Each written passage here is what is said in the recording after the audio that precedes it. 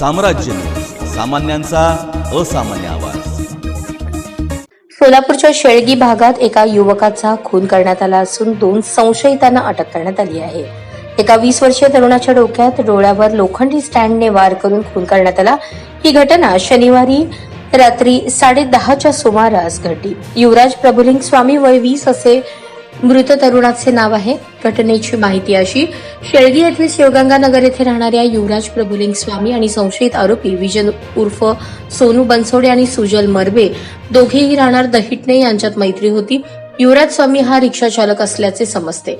त्यांच्यात यापूर्वी भांडण झाले होते। या भांडणाचा राग मनात धरून शनिवारी रात्री 10:30च्या सुमारास विजय बनसोडे, सुजल मरबे या दोघांनी युवराज यास मोटरसायकलवर बसवून शेळगी दहिटणे रस्त्यावरील निर्जळ स्थळी नेऊन युवराज स्वामी यास मारहाण केली।